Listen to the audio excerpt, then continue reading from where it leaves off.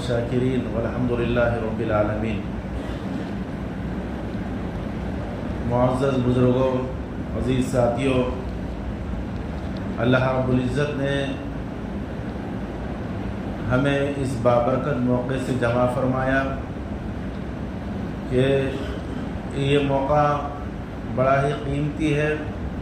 اور متعدد مواقع اس کے اندر موجود ہے۔ ایک تو تکمیل قرآن شریف، دوسرا 27ویں شب قدر، اور تیسرا نزول قرآن شریف کا مہینہ ہے، ماہ رمضان المبارک۔ اللہ رب العزت نے ہمیں ہمت، حوصلے اور صحت و عافیت عطا فرمائی کہ شدت کی گرمی کے باوجود ہم روزے رکھ رہے ہیں، محض اللہ کی رضا کے لیے، اللہ کی خوشنودی کے لیے اور رب کریم کی رضا کے لیے ہم تلاوت بھی کر رہے ہیں، روزے رکھ رہے ہیں اور تراویح پڑھ رہے ہیں اور متعدد نفلی عبادتیں ہم ادا کر رہے ہیں۔ یہ اللہ رب العزت کا بڑا فضل و کرم ہے اور اس کا احسان ہے کہ اللہ تعالیٰ نے ہم کو یہ توفیق عطا فرمائی، کیونکہ بغیر توفیق خداوندی کے کچھ ہو نہیں سکتا۔ ہمارے کتنے متعدد ساتھی ہیں، دوست ہیں، رشتہ دار ہیں جو اس ماہ مبارک کے اندر رجوع الہی ہونا، روزوں کا رکھنا، عبادات کرنا ان کو توفیق نہیں ہے، کیونکہ اللہ تبارک و تعالیٰ کی طرف وہ رجوع نہیں ہے اور توفیق خداوندی نہیں ہے۔ لیکن اللہ تبارک و تعالیٰ کا بہت بڑا فضل ہے اور اللہ تبارک و تعالیٰ کا بہت بڑا احسان ہے کہ اللہ تبارک و تعالیٰ نے ہم کو روزے رکھنے کا، عبادات کرنے کا اور بھی بہت سارے کام جو اللہ تبارک و تعالیٰ کی رضا کے لیے وہ کرنے کی توفیق عطا فرمائی۔ اور ایک کام یہ ہے کہ ہم اللہ سے توفیق بھی مانگتے رہیں، اے باری تعالیٰ آپ کے احکامات اور نبی رحمت صلی اللہ علیہ وسلم کی شریعت پر چلنا ہمارے بس کی بات نہیں، بلکہ جب آپ توفیق دیں گے تو ہی عمل ہوگا، آپ توفیق دیں گے ہی تو ہم یہ کام کر سکتے ہیں۔ یہ اللہ تبارک و تعالیٰ کی توفیق جب تک ہمارے لیے، ہمارے ساتھ شامل حال نہیں ہوگی، ہم کچھ نہیں کر سکتے۔ اس بات کا اندازہ ہونا چاہیے۔ اور بھی ایک اللہ کا احسان ہے کہ ہمارے ساتھ کتنے ایسے لوگ اور کتنے ایسے ساتھی ہمارے تھے جو آج اس ماہ مبارک کے اندر ہمارے ساتھ نہیں۔ اللہ تبارک و تعالیٰ نے ان کو اپنے دربار میں بلا لیا، وہ اللہ تبارک و تعالیٰ کے پیارے ہو گئے، لیکن اللہ تبارک و تعالیٰ نے ہماری زندگیوں کے ساتھ وفا کیے تو اللہ تبارک و تعالیٰ نے ہمیں رمضان میں منتقل فرمایا۔ یہ وہ ماہ مبارک ہے کہ جس میں اللہ تبارک و تعالیٰ ہماری مغفرتوں کے فیصلے فرماتے ہیں، جہنم سے خلاصی کا معاملہ فرماتے ہیں، رحمتیں اور برکتوں والا مہینہ ہے۔ تو عزیز ساتھیوں، کلام پاک کی تکمیل کا موقع ہے اور اللہ تبارک و تعالیٰ نے نسبت قرآن کی وجہ سے ہماری سربلندی اور سرخوری فرماتے ہیں۔ جس طریقے سے ہم دیکھتے ہیں کہ جس کی نسبت جس کے ساتھ ہوتی ہے اس کا مقام اور اس کا مرتبہ بڑھ جاتا ہے۔ جس طریقے سے ہم کہیں جا رہے ہیں تو ہمارا قیمتی رومال یا قیمتی دستی گر جاتی ہے تو ہم کیا کرتے ہیں، اس کو اٹھاتے ہیں اور جھٹک کر رکھ لیتے ہیں۔ لیکن وہی ہم مسجد میں گئے یا ہمارے اپنے اس گھر میں گئے جہاں پر ہم قرآن رکھتے ہیں، اگر جزدان جس کو قرآن شریف لپٹا جاتا ہے جس کپڑے میں، وہ گرا ہوا دکھائی دے تو ہم کیا کرتے ہیں، اس کو اٹھاتے ہیں، آنکھوں سے لگاتے ہیں اور اس کو بوسہ دے کر اس کو مقدس جگہ رکھتے ہیں، اچھی جگہ رکھتے ہیں تاکہ اس کی عظمت اور اس کا ادب و احترام ہو۔ کسی پوچھنے والے نے پوچھا کہ بھئی یہ رومال اور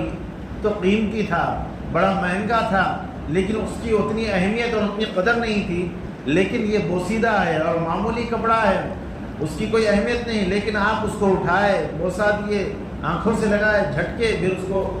بڑی ادب و احترام سے الماری میں رکھے۔ وجہ کیا ہے؟ وجہ یہ ہے کہ اللہ تبارک و تعالیٰ کے کلام سے اس کی نسبت ہو گئی۔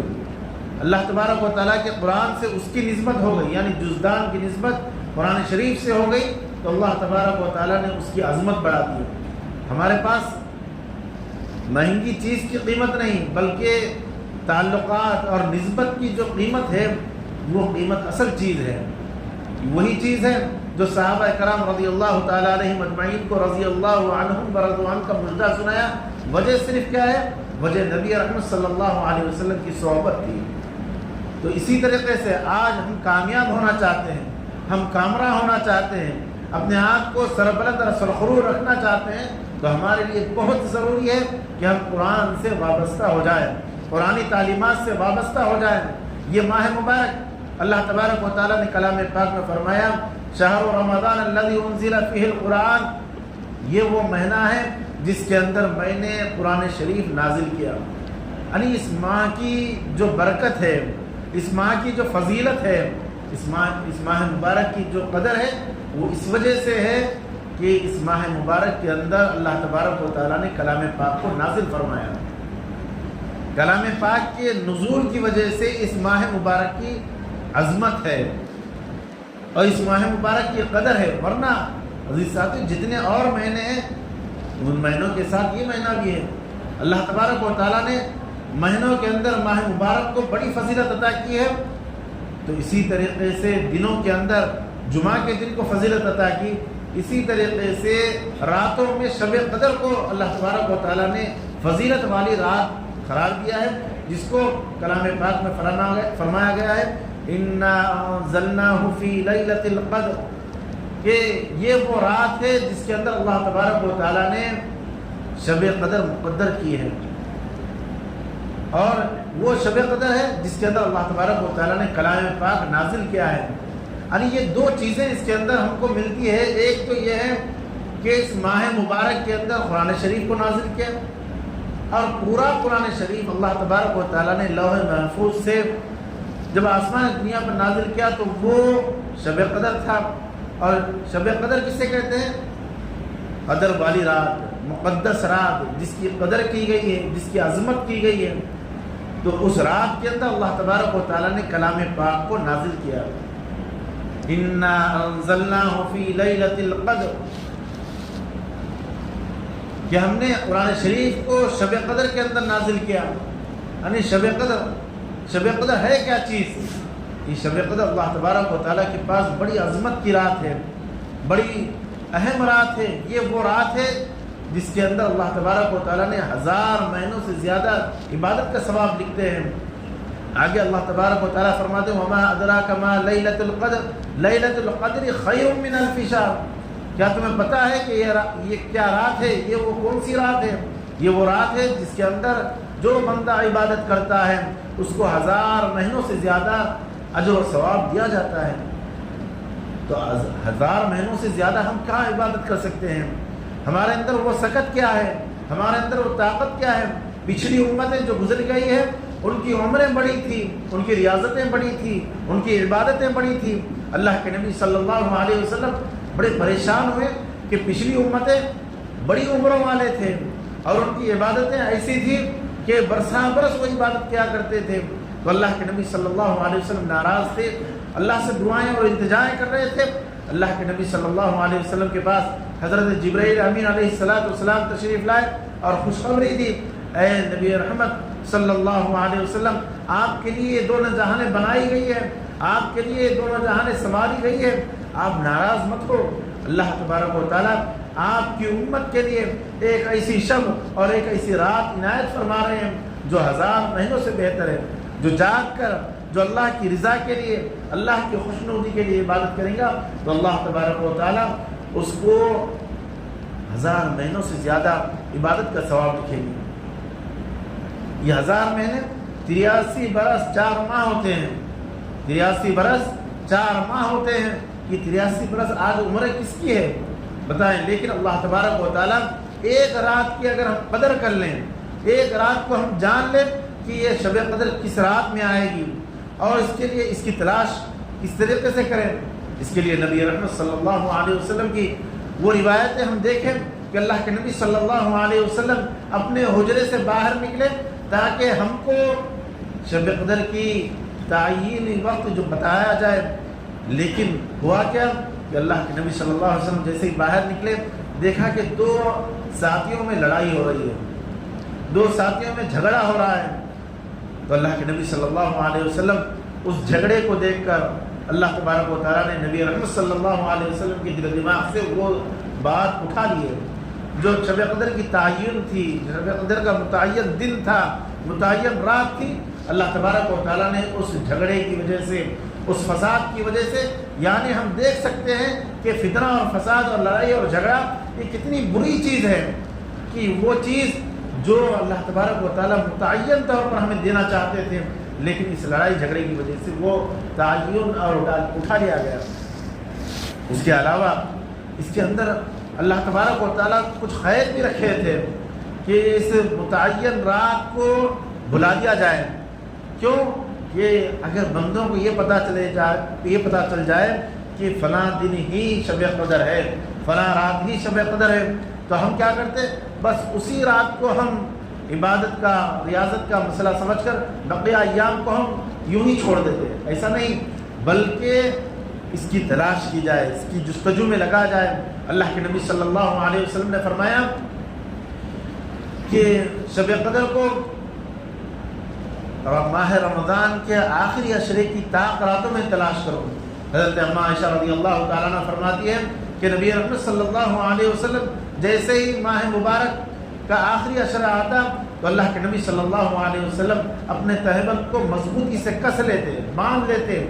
कि इबादत के अंदर, रियाजत के अंदर बड़ा ही ज़ौक़ और शौक़ के साथ अल्लाह के नबी सल्लल्लाहु अलैहि वसल्लम लग जाते और अपने अहल अयाल को, अपनी ज़ौजा मुतहरात को अल्लाह के नबी सल्लल्लाहु अलैहि वसल्लम मुतवज्जह फरमाते कि इबादत के अंदर, नवाफिल के अंदर, तहज्जुद के अंदर अपने घर वालों को भी उठाते और नमाज की तलक़ीन देते, इबादत का शौक़ बढ़ाते। ये अल्लाह के नबी सल्लल्लाहु अलैहि वसल्लम का मामूल था। तो ये शब क़दर की तलाश हमारे लिए बहुत ज़रूरी है। उसके अलावा एक बात याद रखना चाहिए कि अल्लाह के नबी सल्लल्लाहु अलैहि वसल्लम ने फरमाया कि शब क़दर हो सकता है कि इस माह मुबारक के आखिरी अशरे की ताक रातों, यानी 21, 23, 25, 27 और 29 इन रातों में आ सकती है।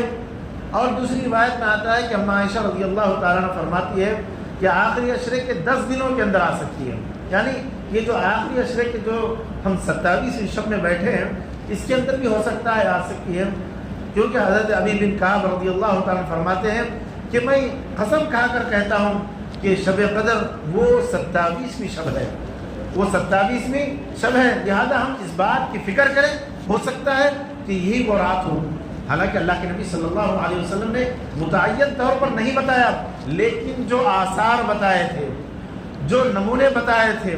जो शब क़दर के तरीक़े बताए थे, वो इस रात में हो सकते, इस रात में हज़रत अबी बिन काब रज़ियल्लाहु ताला ने देखा था। यानी सूरज की जो शुआएं निकलती है इस दिन के बाद, वो बिल्कुल बगैर किरणों के होता है, शैतान उसके बाद तुलू नहीं होता, और ये दिन बिल्कुल नरम और मुलायम होता है, इसके अंदर शिद्दत नहीं होती, और अल्लाह तबारक व तआला इसके अंदर रहमतें, बरकतें अता फरमाते हैं। तो हज़रत अबी बिन काब रज़ियल्लाहु ताला ने जो फरमाया कि कसम खाकर फरमाया कि ये वो रात जो शब क़दर वाली रात है वो 27वीं रात है, क्योंकि वो आसार देखे हुए थे, वो अल्लाह के नबी के करीब थे, वो लोग ज़्यादा जानते थे कलाम को, कलामुल्लाह को, और अल्लाह तबारक व तआला की तालीमात को, शरीयत को ज़्यादा जानते थे, और उनके अंदर उन चीज़ों की जानने की सलाहियत मौजूद थी। तो हो सकता है कि वो 27वीं शब ही हो। फिर एक रिवायत में आता है कि अल्लाह के नबी सल्लल्लाहु अलैहि वसल्लम आखिरी महीने इस माह मुबारक के 2 अशरे, यानी आखिरी 2 अशरे 10 से लेकर 30 तक अल्लाह के नबी सल्लल्लाहु अलैहि वसल्लम इस माह के अंदर ज़ौक़ और शौक़ के साथ इबादत किया करते थे, और शब क़दर की तलाश के लिए अल्लाह के नबी सल्लल्लाहु अलैहि वसल्लम इबादत के अंदर अपने आप को मुनहमिक किया करते थे। उसके अलावा एक रिवायत में आता है कि अल्लाह के नबी सल्लल्लाहु अलैहि वसल्लम ने फरमाया कि इस माह मुबारक के अंदर शब क़दर कभी भी हो सकती है। इस माह मुबारक के एक एक लम्हे को कीमती समझा जाए, एक एक लम्हे को गनीमत जाना जाए, کیونکہ اللہ تبارک و تعالیٰ اس ماہ مبارک کے اندر روزے داروں کے منہ کی بو مشک سے زیادہ بہتر سمجھتے ہیں، مشک سے زیادہ پسندیدہ ہے اللہ کے پاس۔ اور اللہ تبارک و تعالیٰ روزے دار کی دعاؤں کو قبول فرماتے ہیں۔ افطار کا وقت ایک ایسا ہوتا ہے کہ اس کے اندر اللہ تبارک و تعالیٰ روزے دار کی دعا قبول فرماتے ہیں، لیکن ہمارا معمول کیا ہوتا ہے؟ ہم دیکھیں کہ اللہ تبارک و تعالیٰ نے ہمیں یہ مواقع فراہم کیے ہیں، لیکن ہم افطاری جمع کرنے کے لیے یا کھانے پینے کے چیزوں کو سمیٹنے کے لیے ہم لگ جاتے ہیں، لیکن ہمیں یہ یاد نہیں رہتا، حتیٰ کہ ہم کو تو یہ بھی یاد نہیں رہتا کہ ہمیں دعا بھی پڑھنا ہے یا نہیں۔ روزہ کھولنے کی دعا تک ہم پڑھنے سے ہم یاد نہیں رہتا ہمیں۔ لیکن یہ ایک ایسا موقع ہے کہ ہم تمام چیزوں کو چھوڑ دیں، جو میسر ہے اس کو حاضر رکھیں، اور اس کے بعد ایک آدھا گھنٹہ 20 منٹ ہم بالکل اللہ کی طرف رجوع ہو کر ذکر و اذکار کے ساتھ ہم اللہ سے التجائیں اور دعائیں کریں، تو اللہ تبارک و تعالیٰ افطار کے وقت کی دعا قبول فرماتے ہیں۔ ہو سکتا ہے کہ ماہ رمضان کے اندر کوئی ایسا لمحہ ہو کہ وہی شب قدر والا لمحہ ہو، وہی اللہ تبارک و تعالیٰ دعا قبول کرنے والا لمحہ ہو، تو اللہ تبارک و تعالیٰ ہماری التجائیں دعائیں قبول فرما لیں، ہماری بخشش فرمائیں اور ہماری مغفرت فرما لیں۔ اس کے علاوہ ایک روایت میں آتا ہے کہ شب قدر پورے سال گھومتی ہے، پورے سال۔ جو بندہ فجر کی نماز بڑے ہی اہتمام کے ساتھ پڑھتا ہے اور عشاء کی نماز بڑے ہی اہتمام کے ساتھ پڑھتا ہے، یعنی جو بندہ فجر اور عشاء پڑھتا ہے گویا کہ انہیں 5 نمازوں کا احاطہ کر سکتا ہے، تو جو بندہ عشاء کی نماز اہتمام سے پڑھتا ہے تو اس کو آدھی رات کا ثواب لکھا جاتا ہے، اور فجر کی نماز جو اہتمام سے پڑھتا ہے اس کے لیے آدھی رات عبادت کا ثواب لکھا جاتا ہے۔ تو گویا کہ جو عشاء اور فجر کا اہتمام کیا اس نے پوری رات عبادت کرنے کا ثواب اس کو لکھا جاتا ہے۔ تو عزیزان محترم، تو جو بندہ پورا سال پوری زندگی نمازوں کا اہتمام کرے گا، کیونکہ اللہ کے نبی صلی اللہ علیہ وسلم نے فرمایا کہ نماز مومن کی معراج ہے، نماز آنکھوں کی ٹھنڈک ہے، تو عزیزان گرامی یہ آنکھوں کی ٹھنڈک کب بنے گی؟ جب ہم اہتمام کریں گے۔ تو ہو سکتا ہے کہ اگر سال بھر گھوم رہی ہے شب قدر تو ہمارے مقدر ہو جائے، کیونکہ ہمارا پوری رات عبادت میں گزر رہی ہے، صرف نماز پڑھ رہے ہیں اور سو رہے ہیں ہم، اور فجر پڑھ رہے ہیں اور پھر اپنے کام پہ لگ جا رہے ہیں، لیکن اللہ تبارک و تعالیٰ ہمیں پوری رات عبادت کرنے کا ثواب ہمارے نام اعمال میں لکھ رہے ہیں۔ تو ایسے ہی بندہ جب اہتمام کرتا ہے تو ضرور بھی ضرور اس بندے کے حق میں شب قدر لکھی جاتی ہے، اور شب قدر اس کو میسر ہوتی ہے۔ اور شب قدر کیا چیز ہے؟ 1000 مہینوں سے زیادہ عبادت کا ثواب اس کے اندر لکھا جاتا ہے۔ اور اس میں کیا ہوتا ہے؟ شب قدر میں کیا کیا جاتا ہے؟ شب قدر ہے کیا چیز؟ تو یہ وہ شب قدر ہے جس کے اندر تنزل الملائکۃ والروح، یعنی اس کے اندر ملائکہ نازل ہوتے ہیں، ملائکہ ہی نہیں، فرشتے ہی نہیں، بلکہ فرشتوں کے سردار روح الامین نازل ہوتے ہیں۔ جو روح الامین ہے، فرشتوں کے سردار ہیں، وہ اس رات کے اندر نازل ہوتے ہیں، اور نازل ہونے کے بعد کرتے کیا ہیں؟ وہ پوری دنیا کے اندر پھیل جاتے ہیں۔ جو بندہ عبادت کرتا ہے، جو بندہ نوافل پڑھتا ہے، جو بندہ ذکر و اذکار کرتا ہے، اس کے لیے دعائیں کرتے ہیں، اس کے لیے سلامتی کا پیغام پہنچاتے ہیں۔ سلام ہی حتی مطلع الفجر، یعنی سلامتی دیتے ہیں۔ حضرت جبرائیل امین علیہ السلام اپنے لشکر کو بھیجتے ہیں، دیکھیے کون عبادت کر رہا ہے، کون دعائیں کر رہا ہے، کون ذکر و اذکار کر رہا ہے، اس کے لیے خیر و برکت کے لیے دعا کی جائے، اس کے خیر کے لیے دعا قبول کی جائے۔ یہ معاملہ پوری رات چلتا رہتا ہے۔ لیکن عزیزان گرامی، یہاں پر ہمیں رک کر دیکھنا ہے، یہ وہ ماہ مبارک ہے جس کے اندر اللہ تبارک و تعالیٰ عمومی بخشش کا فیصلہ فرماتے ہیں، عمومی مغفرت کا فیصلہ فرماتے ہیں۔ عام اپنا دربار کھولے ہوئے اللہ تبارک و تعالیٰ کہ آئے میرے بندے، مجھ سے توبہ کریں، مجھ سے ملیں اور میری طرف رجوع ہوں، میرے در آ کر اپنی پیشانی اپنے ماتھے کو ٹکائیں اور رگڑیں اور مجھ سے التجائیں کریں، میں انہیں معاف کروں گا، میں ان کو بخش دوں گا، میں ان کو معاف کر دوں گا، میں ان کی مغفرت کروں گا، کیونکہ اللہ تبارک و تعالیٰ چاہتے ہیں کہ میرا بندہ میری طرف رجوع ہو، مجھ کو منائے، میں اس کو معاف کروں گا۔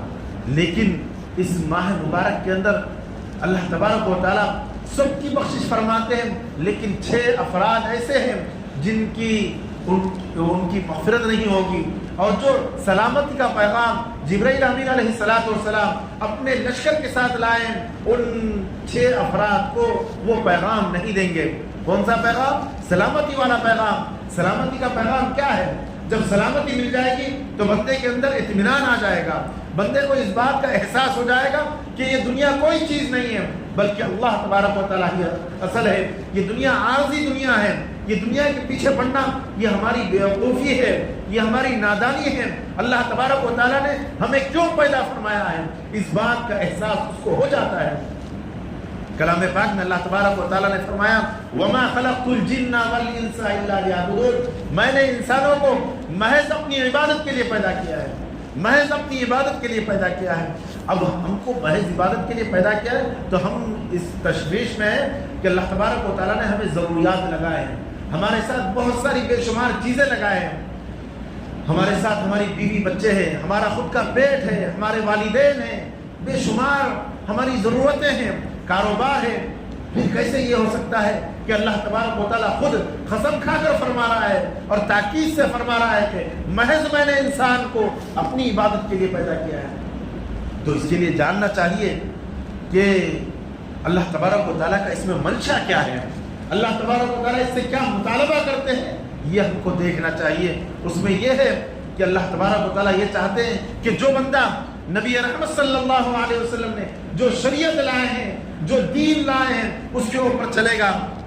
تو اس کا دن و رات عبادت ہی عبادت ہوگی، وہ اللہ ہی کے لیے ہوگا۔ ہم اگر معاملات کر رہے ہیں، اپنی معاشرتی زندگی بنا رہے ہیں، تو اس کے اندر دیکھیں کہ اللہ تبارک و تعالیٰ اس میں ہمیں کیا حکم دیا ہے۔ اس کے علاوہ ہم دیکھیں کہ اللہ تبارک و تعالیٰ نے ہمارے تعلقات رکھے ہیں، میاں بیوی کے، والدین کے ساتھ، اولاد کے، دوستوں کے ساتھ، دوستوں سے، اسی طریقے سے معاشرے کے اندر ہم رہ رہے ہیں تو ہمارے معاملات کیسے ہیں، اس کو دیکھیں۔ کاروباری لائن سے اگر ہم ہیں تو ہم کاروبار میں دیکھیں کہ اس میں شریعت ہمیں کیا حکم دیتی ہے، اس کے حقوق کیا ہے،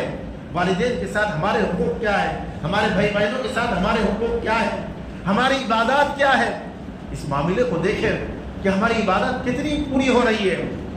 ہم صرف نمازیں پڑھ کر ہم خوش ہو جاتے ہیں کہ ہم نے بہت بڑا کام کیا، نہیں، بلکہ ایمان کی تکمیل کے لیے 5 کام ضروری ہے۔ وہ 5 کام کیا ہے؟ سب سے پہلے تو ایمانیات، یعنی اسلام، دین، شریعت، عقائد کو پکے ہونا ہے۔ دوسری چیز ہے عبادات، یعنی اللہ تبارک و تعالیٰ نے ہمارے اوپر بے شمار عبادات رکھے ہیں۔ وہ عبادات صرف ہم کر لے کر اس کو یہ سمجھتے ہیں کہ نماز پڑھ لیے، روزہ رکھ لیے، حج ادا کر لیے، زکوٰۃ دے دیے، ہم یہ سمجھتے ہیں کہ اب ہم دین کے بڑے ہی متشرع ہو گئے ہیں، اب ہم سے کوئی پوچھ نہیں ہوگی۔ نہیں، اس کے یہ تو ایک کام ہے، یہ تو ہمارا ایک کام ہے، اس کے علاوہ بھی اور بھی ہے ہمارے ساتھ، ہمارے معاملات ہے، معاملاتی زندگی ہماری کیا ہے، ہمارے تعلقات کس طریقے سے ہیں ہمارے، اس کو بھی دیکھنا ہوگا۔ ہماری معاشرتی زندگی کیا ہے، اس کو بھی ہمیں جانچنا ہوگا۔ اس کے بعد ہے اخلاق، ہمارے اخلاق کیسے ہیں۔ آج ہمارے اخلاق نہیں ہونے کی وجہ سے آج ہم کتنے گرتے جا رہے ہیں، ہم کتنے مسائل سے دوچار ہوتے جا رہے ہیں۔ اخلاق ایک ایسی چیز ہے کہ اگر ہمارے اندر کوئی کمی ہو، کوئی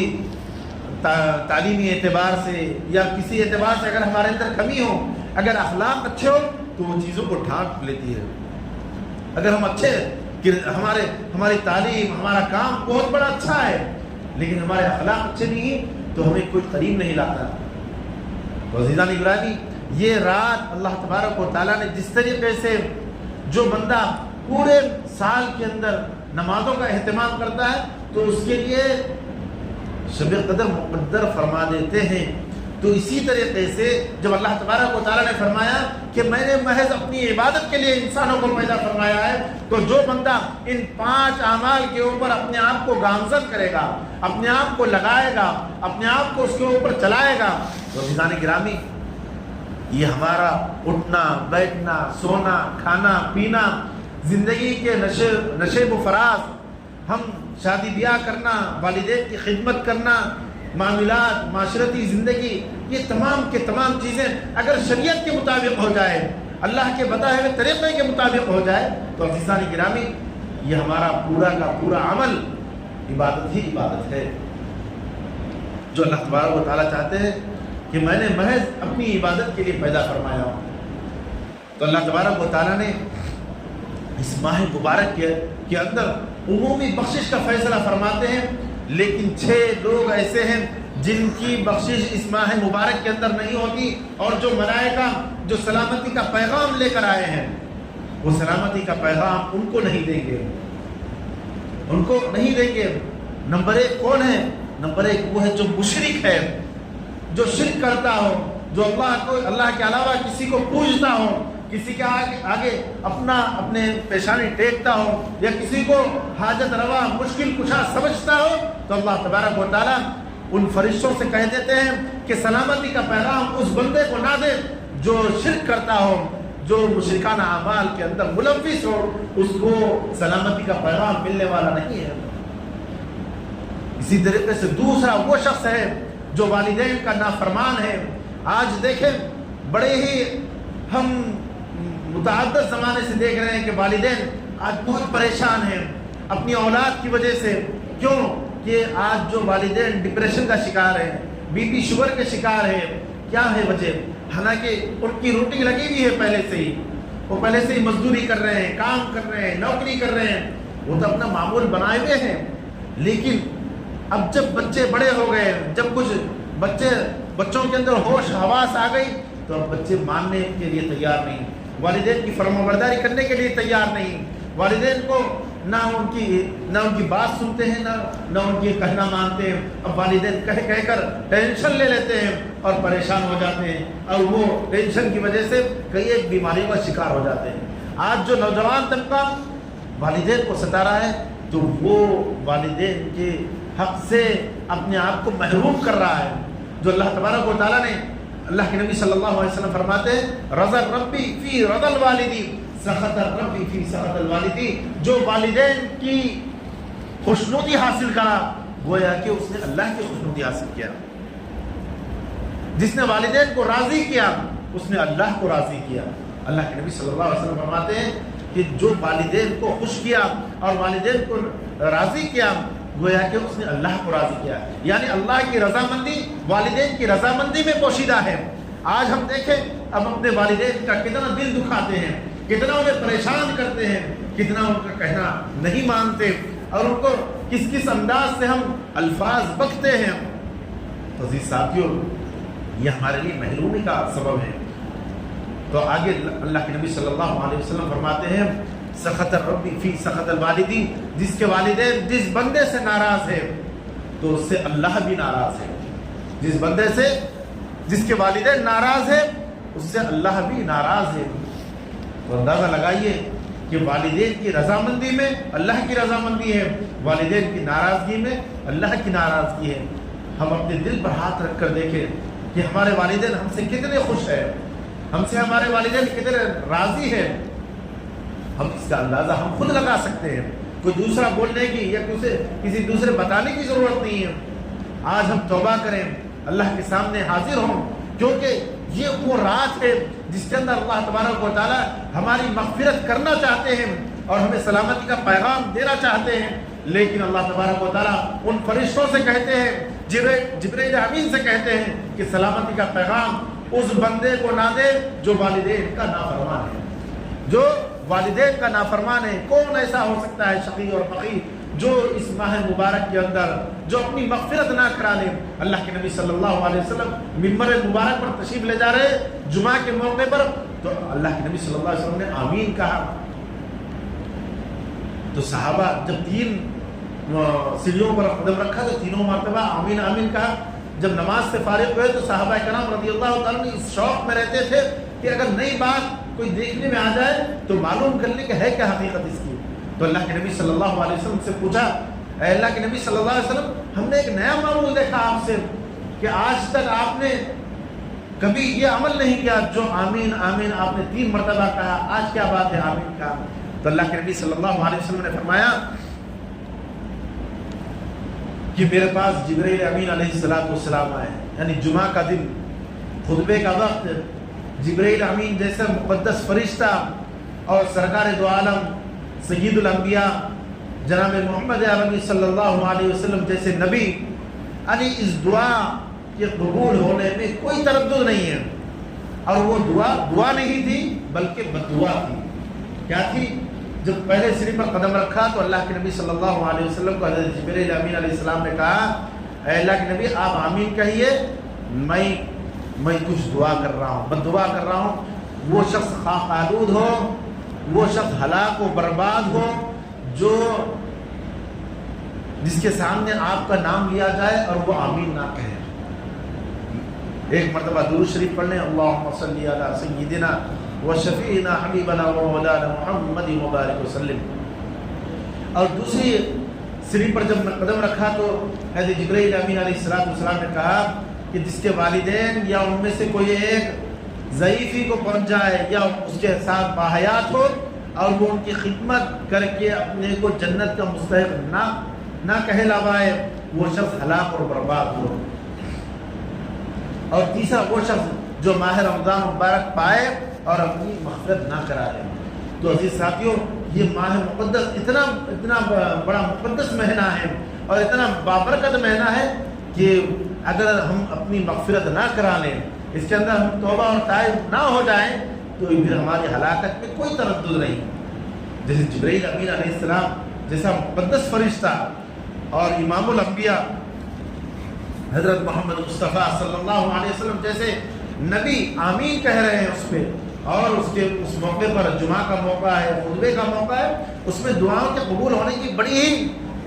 تاکید ملتی ہے کہ جمعہ کے دن دعائیں قبول ہوتی ہے. تو اس موقع پر ہماری ہلاکت اور بربادی میں کیا شک و تردد ہو سکتا ہے جو ہم مغفرت نہ کرا لیں. تو اس میں والدین بھی ہے. اگر ہم والدین کی اطاعت اور حکم برداری اور ان کو خوش نہ کریں تو پھر ہماری ہلاکت میں کوئی تردد نہیں. اور وہ سلامتی کا پیغام جو روح الامین علیہ السلام اپنے لا و لشکر کے ساتھ ملائکہ کے ساتھ آتے ہیں اور سلامت کا پیغام بانٹتے ہوئے پھرتے ہیں, لیکن اس شخص سے روک دیتے ہیں جو والدین کا نافرمان ہے. اور تیسرا وہ شخص جو شرابی ہے. اللہ کے نبی صلی اللہ علیہ وسلم فرماتے ہیں الخمر جماع الاسم,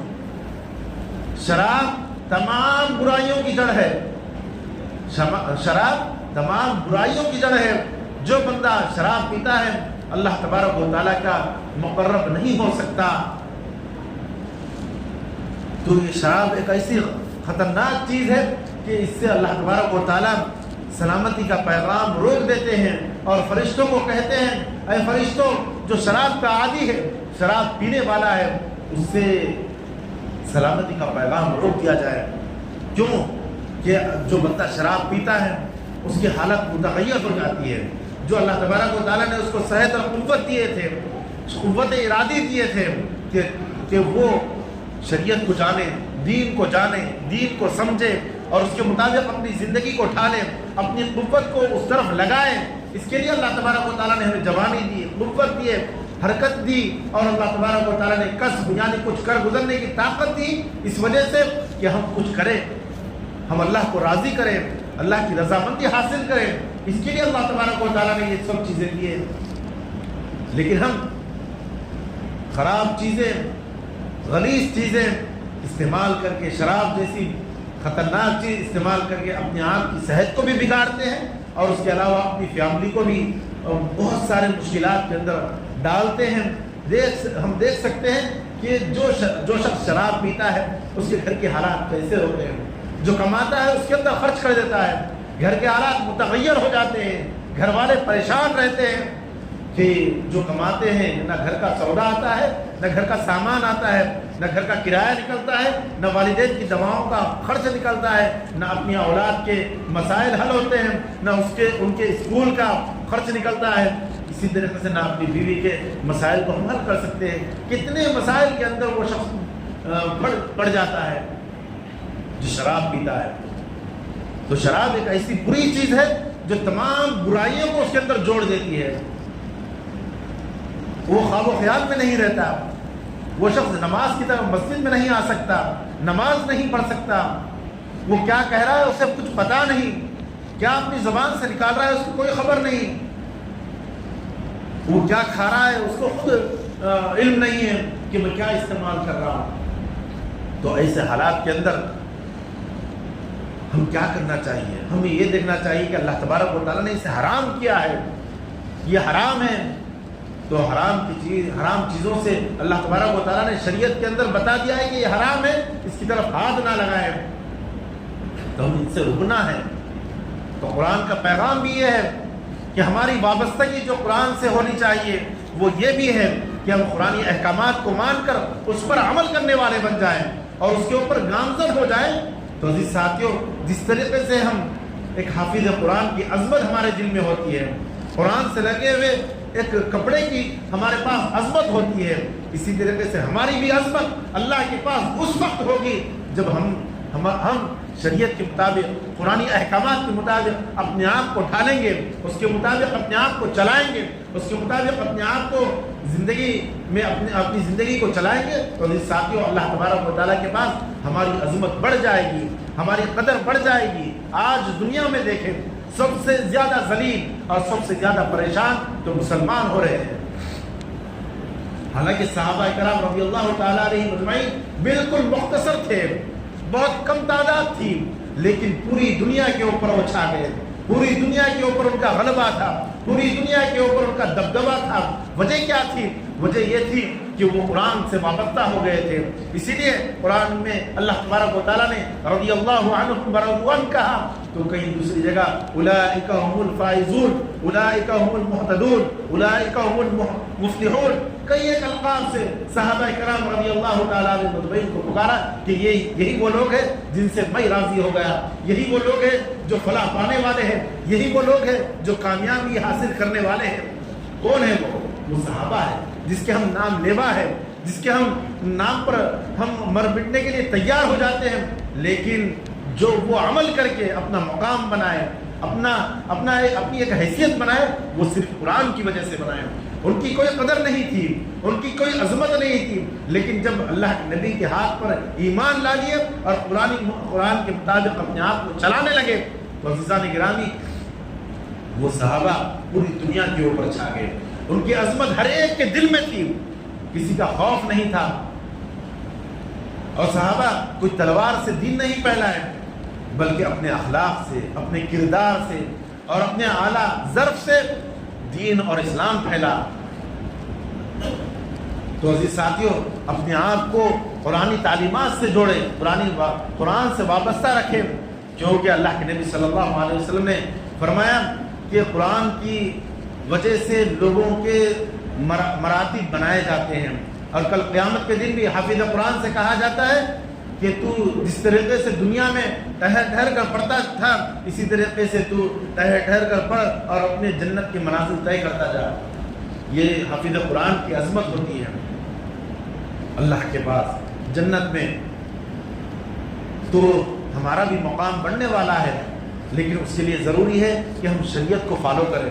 تو قرآن میں اور حدیث مبارکہ میں نبی رحمت صلی اللہ علیہ وسلم نے فرمایا الخمر جماع الاسم، شراب تمام برائیوں کی جڑ ہے،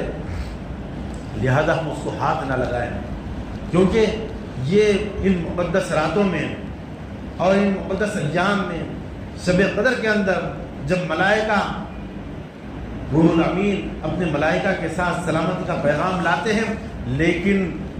کہہ دیتے ہیں اے باری تعالیٰ، اے اللہ، اللہ تبارک و تعالیٰ کہتے ہیں اے فرشتوں تم اس کو سلامتی کا پیغام نہیں دینا جو شراب پیتا ہو۔ لہذا ہم ان چیزوں سے ابھی تائب ہو جائیں، ابھی ہم اللہ سے توبہ کریں، استغفار کریں کہ یہ اللہ تبارک و تعالیٰ نے اتنی بری چیز کی عادت ہمیں لگائی ہے تو ہم اس کو چھوڑنے کی فکر کریں، کیونکہ سلامتی کا پیغام نہیں مل رہا۔ سلامتی ہی وہ چیز ہے جس کے لیے مقدر شب قدر کی گئی ہے، اس کو سلامتی کا پیغام ملتا ہے، لیکن یہاں پر شرابی سے روک دیا جا رہا ہے۔ اسی طریقے سے زنا کرنے والا جو زنا کرتا ہے، یہ ایسا خطرناک گناہ ہے کہ یہ لوٹ کر اس کے پاس ہی آتا ہے۔ جو زنا کرتا ہے، جو زنا کی عادت میں ملوث ہوتا ہے، تو وہ اس کی طرف ہی لوٹ کر آتا ہے، یعنی اس کے افراد خاندان یا اس کے متعلقین میں یہ وبا پھیل جاتی ہے۔ تو عزیزان گرامی، ہم اس بات سے توبہ کریں کہ جو زنا اور زنا کے کاموں کے اندر ملوث ہیں ان چیزوں سے توبہ کریں، کیونکہ اللہ تبارک و تعالیٰ اس کو ناپسند فرماتے ہیں، ناپسند فرماتے ہیں بالکل، اور سلامتی کا پیغام اس کو نہیں ملتا جو زنا کے اندر ملوث ہے۔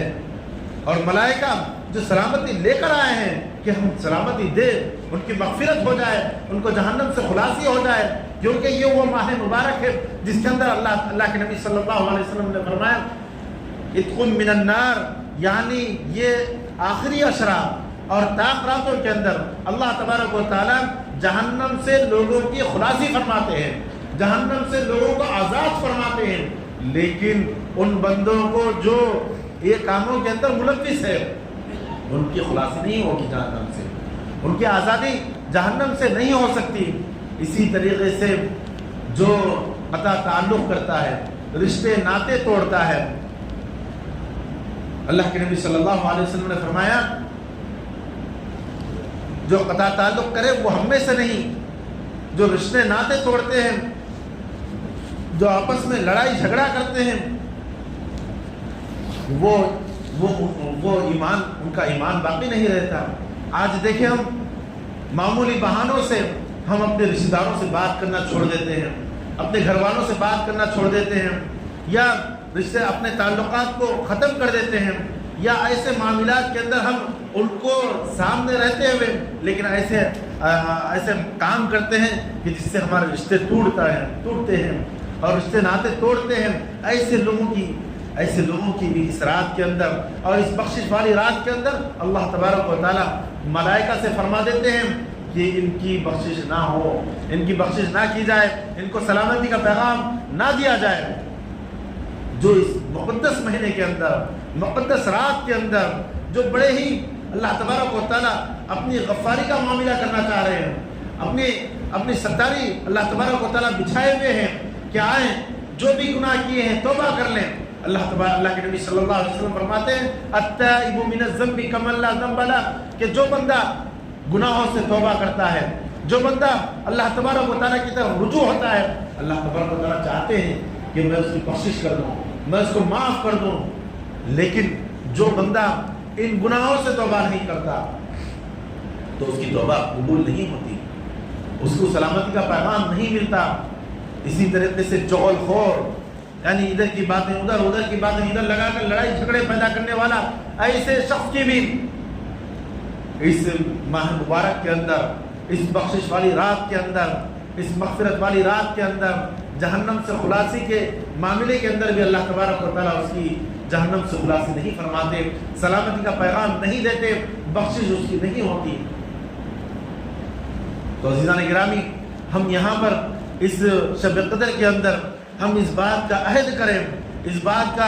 ارادہ کریں کہ اگر ان گناہوں کے اندر ملوث ہیں تو ہم اپنے آپ کو اللہ کی طرف رجوع کرتے ہوئے اللہ سے توبہ اور استغفار کریں۔ اے باری تعالیٰ، آپ نے ہمیں جو زندگی دی ہے یہ آپ کے لیے وقف ہے، یہ ہمارے لیے نہیں۔ اللہ تعالیٰ خود فرماتے ہیں میں نے انسانوں کے جانوں کو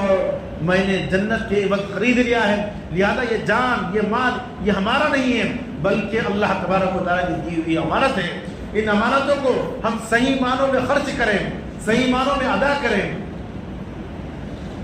تو یہی ہمارے لیے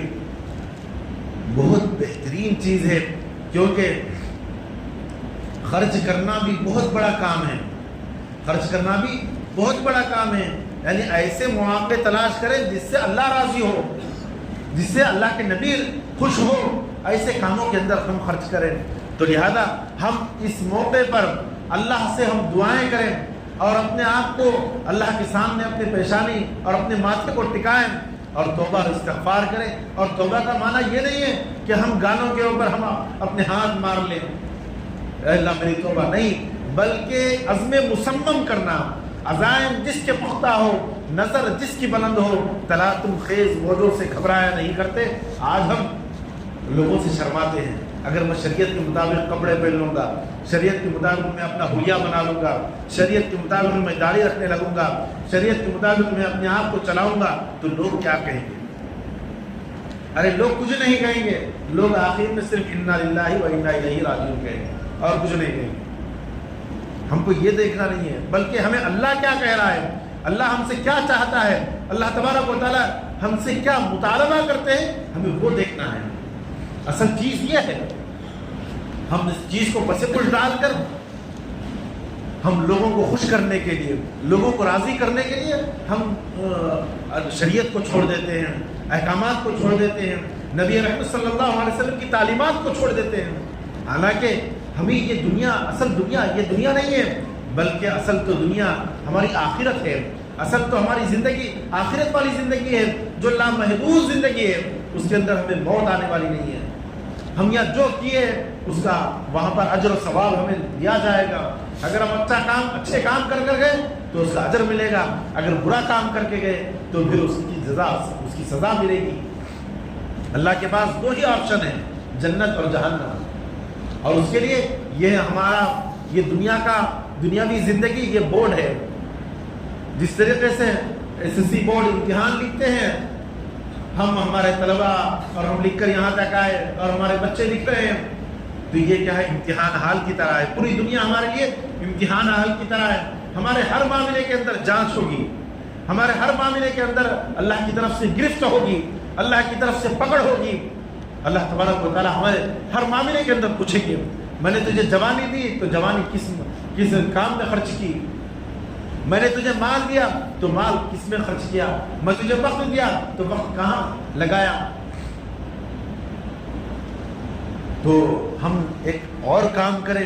کہ اللہ تبارک و تعالیٰ جود و سخا کا معاملہ اس ماہ مبارک کے اندر کرتا ہے. آج ہم دیکھتے ہیں کہ ہم جو عام دنوں کے اندر نہیں کھاتے، آج ہم بڑے ہی فراخانہ طور پر ہم اپنے گھر میں بھی لاتے ہیں، اپنے دوست احباب کے پاس جا کر کھا بھی لیتے ہیں اور ہم خود بھی خرچہ کرتے ہیں. اور اس ماہ مبارک کے اندر خرچ کرنے کی بہت بڑی فضیلت ہے، بہت بڑی فضیلت ہے. تو اور اس ماہ مبارک کے اندر جو اپنے اہل و عیال کے اوپر ہم خرچ کرتے ہیں، اللہ تبارک و تعالیٰ اس کا حساب نہیں لیتا. اللہ تبارک و تعالیٰ اس کا حساب نہیں لیتا. تو ہم فراغ دلی سے خرچ تو کریں، لیکن ایسا نہ ہو کہ وہ غیر ضروری چیز ہو. اور خرچ کرنے کے بارے میں ہم کئی ایک چیزیں دیکھتے ہیں کہ اگر نیا جوتا لا لیں تو جو پرانا جوتا ہے اس کو ہم دوسروں کو دے دیں، جو ضرورت مند ہے اس تک پہنچا دے. یہ ہے سخاوت، یہ ہے سخاوت. نہیں، ہم کیا کرتے ہیں، اس کو اٹھا کر رکھتے ہیں. اگر ہمارے پاس کپڑے ہیں، اگر ہم کپڑے سلا لیے، اگر ہمارے جو پرانے کپڑے اچھے ہیں، اگر ہم دوسروں کو دے سکتے، وہ استعمال کر سکتا ہے، تو وہ چیز ہم اس تک پہنچا دیں. یہ ہے سخاوت.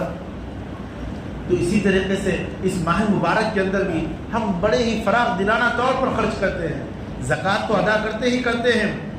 لیکن اس کے علاوہ ہم نفلی صدقے اور خیرات بھی ہم کرتے ہیں عمومی طور پر. اور زکوٰۃ ادا کرنے والے یہ سمجھتے ہیں کہ ہم نے زکوٰۃ نکالا ہے لہذا ہم بہت بڑا کام کر لیے. جس طریقے سے ہمارے کو روزے رکھنا فرض ہے، جس طریقے سے ہم کو نماز پڑھنا فرض ہے، اسی طریقے سے ہمارے اپنے مال کی زکوٰۃ نکالنا بھی ہمارے اوپر فرض ہے. ہم کوئی احسان نہیں کر رہے ہیں، ہم زکوٰۃ نکال کر کوئی بڑا کام نہیں کر رہے ہیں، بلکہ یہ اللہ کا حکم ہے، یہ ادا کرنا ہی ہے. اور اللہ تبارک و تعالیٰ ایسے ہی نہیں، زکوٰۃ نکالیں گے تو اللہ تبارک و تعالیٰ اس کے مال میں برکت عطا فرماتے ہیں، اس کے مال کی حفاظت فرماتے ہیں، اس کے مال میں اضافہ فرماتے ہیں. لیکن ہم کیا سمجھتے ہیں، ارے ہم نکالیں گے تو اس کے اندر مال گھٹ جائے گا. نہیں، جو پابندی سے صحیح طریقے سے جو نکالتے ہیں ان کو دیکھیں، ہم ان لوگوں کا مشاہدہ کریں، ان لوگوں کا جائزہ لیں جو پابندی سے زکوٰۃ نکالتے ہیں، اپنے مال کی صحیح حساب کر ان کی زندگیوں کا محاسبہ کریں، وہ بڑے ہی خوش و خرم ہیں، ان کے مال میں روز بروز اضافہ ہوتا جا رہا ہے، اللہ تعالیٰ اس کے غریب نہیں کرتے، اس کے مال میں کمی نہیں فرماتے، بلکہ اس کے مال میں اضافہ ہی اضافہ فرماتے ہیں۔ تو یہ زکوٰۃ نکالنا ہمارے اوپر فرض ہے ہی، لیکن اس کے علاوہ نفلی صدقہ، نفلی خیر و خیرات جو ہم کرتے ہیں اس ماہ مبارک کے اندر، اللہ کے نبی صلی اللہ علیہ وسلم کی جود و سخا بڑے ہی جیسے سرسر ہوا جو چلتی ہے تیز،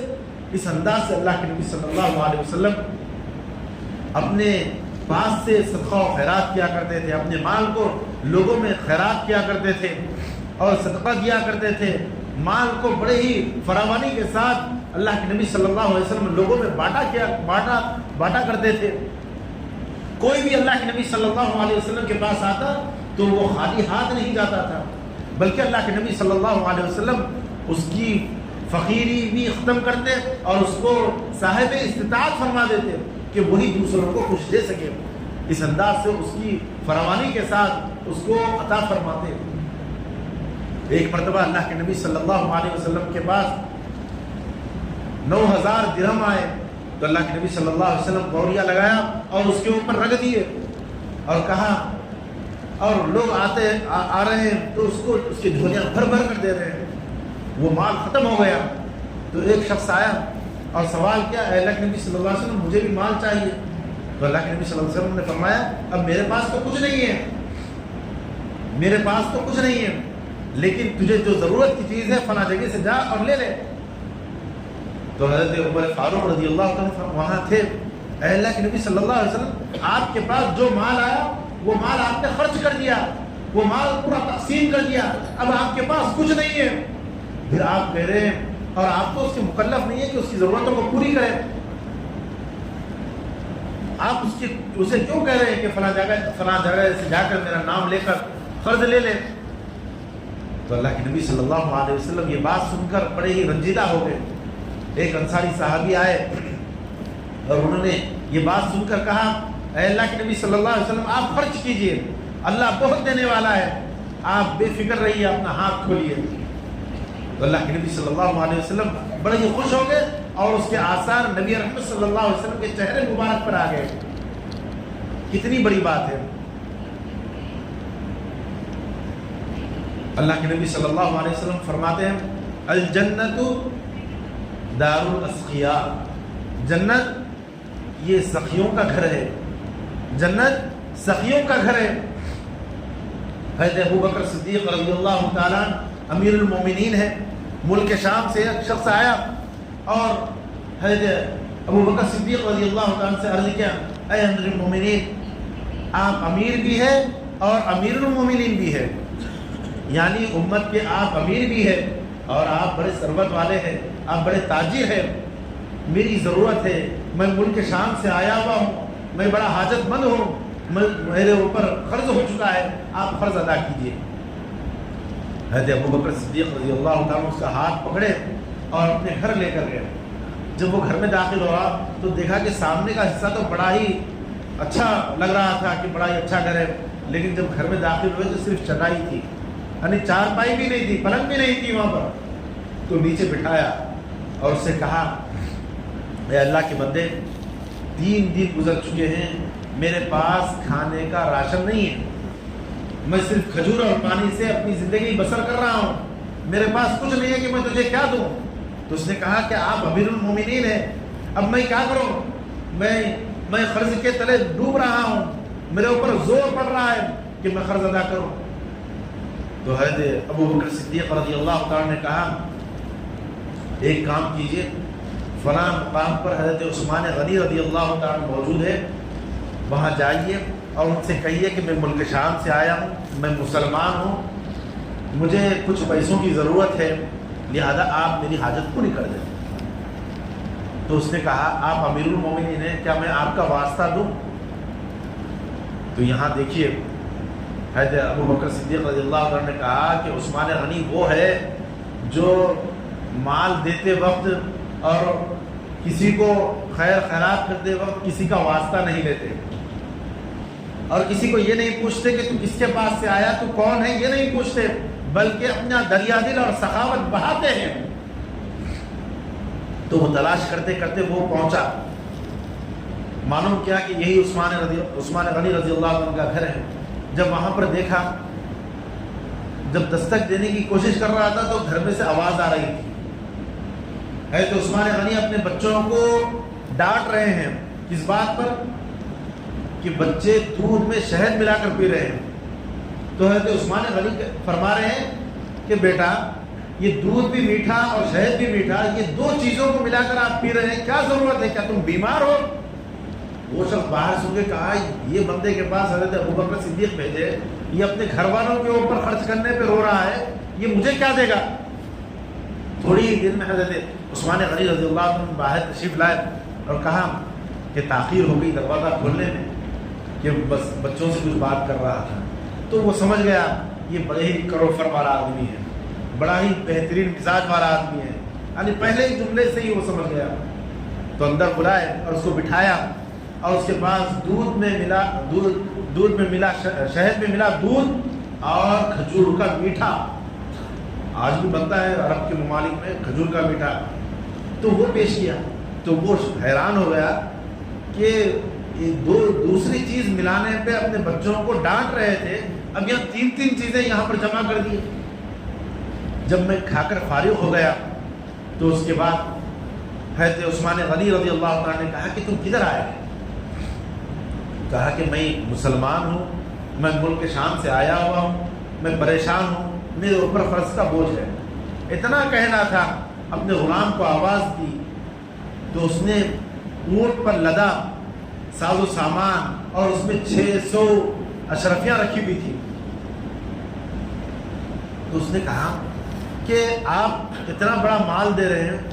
اس کے اندر سامان ہے، اور مجھے صرف 300 درہم کی ضرورت تھی، 300 اشرفی کی ضرورت تھی، آپ 600 اشرفی دے رہے ہیں۔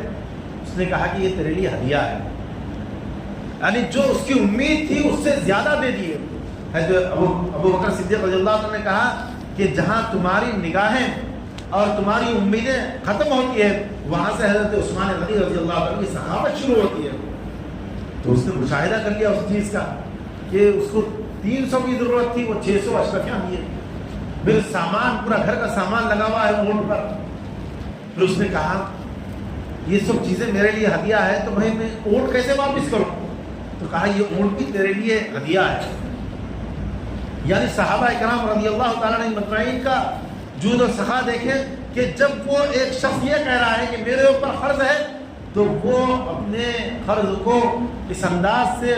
آسانی سے حل بھی کر سکتا اور اپنے اوپر اور وہ اپنے مال کو بچا بھی لے رہا ہے، جو حضرت صحابہ کرام نے دیا اس کو اپنے پاس بچا بھی رکھ رہا ہے۔ نبی رحمت صلی اللہ علیہ وسلم ایسا جود و سخا کا معاملہ فرماتے کہ ایک شخص دیہات سے آیا اور اس نے سوال کیا تو اللہ کے نبی صلی اللہ علیہ وسلم نے اس کو مال دیا، تو اس نے اپنے علاقے میں جا کر کہا کہ اے لوگوں تم مسلمان ہو جاؤ، کیوں؟ اس وجہ سے کہ حضرت نبی رحمت صلی اللہ علیہ وسلم وہ شخص ہے جو ہمیں امیدوں سے زیادہ دیتے ہیں، جو ہمیں ان چیزوں جو ہم اپنی محتاجی پیش کرنے سے پہلے ہم کو عطا کر دیتے ہیں اور اپنی ضرورتوں کو اپنی ضرورتوں کو پوری کر دیتے ہیں، تم مسلمان ہو جاؤ۔ یہ جو اسلام اور دین پھیلا اس وجہ سے پھیلا ہے۔ حضرت علی کرم اللہ وجہ اپنے گھر میں اماں فاطمہ رضی اللہ تعالیٰ عنہ کو 6 درہم دیے اور کہا کہ گھر کی ضرورتوں کے لیے دے دے۔ ایک سائل آیا اور اس نے سوال کیا تو حضرت حسین رضی اللہ تعالیٰ عنہ کو حکم فرمایا کہ میں ابھی آپ کی امی کو 6 درہم دیا ہوں، اس میں سے 2 درہم لے کر آؤں۔ حضرت بی بی فاطمہ نے کہا کہ گھر کے سودے کے لیے پیسے دیے، اب پھر اس کو مانگ لے رہے۔ تو حضرت علی نے کہا وہ 6 درہموں کو لے کر آؤ۔ وہ 6 درہم لے کر آیا اور اس سائل کو دے دیا، اس فقیر کو دے دیا اور وہ چلا گیا۔ اس کے بعد تھوڑی دیر کے بعد نماز کے لیے حضرت علی کرم اللہ وجہ گئے تو ایک قافلہ وہاں سے آ رہا ہے، ایک قافلہ وہاں ادھر سے آ رہا ہے۔ اس نے کہا یہ تجارت کا مال ہے، آپ لیں گے؟ تو حضرت علی رضی اللہ تعالیٰ نے کہا ہاں ضرور لوں گا، تو بلکہ پیسے اب نہیں دوں گا۔ کتنے کا مال ہے؟ اس نے کہا کہ اتنے کا۔ تو حضرت علی رضی اللہ عنہ نے کہا کہ میں 140 درہم میں یہ مال خریدوں گا۔ 140 درہم میں یہ مال خریدوں گا. تو اس نے کہا کہ بالکل آپ کی بات ٹھیک ہے، اور پیسے میں اب نہیں، بعد میں دوں گا. پھر نماز وغیرہ سے یا کسی کام سے جو کام کر فارغ ہوئے تو ایک دوسرا قافلہ آیا، اس نے کہا کہ آپ مال بیچو گے؟ اس نے کہا کہ ہاں. حضرت علی رضی اللہ عنہ نے کہا بالکل بیچوں گا، بالکل بیچوں گا، مگر کہ 200 درہم میں بیچوں گا. اس نے کہا ہاں بالکل ہم راضی ہیں، 200 درہم میں بالکل لیں گے، تجارت ہے. تو وہ لے لیے اور گھر کو لا کر وہ شخص جو ابھی مال دے کر گیا تھا، ابھی گھر نہیں پہنچا تھا، حضرت علی رضی اللہ عنہ اس کے پاس امانت پہنچا دیے 140 درہم. اس کے بعد 60 درہم حضرت بی بی فاطمہ رضی اللہ عنہ کے پاس پہنچائے اور کہا کہ اللہ تبارک و تعالیٰ نے وعدہ کیا ہے 1 کا 10 دیں گے، 1 کا 10 دیں گے. تو یہ 60 درہم آپ لیجیے، اپنے گھر کے خرچے کے لیے لگائیے.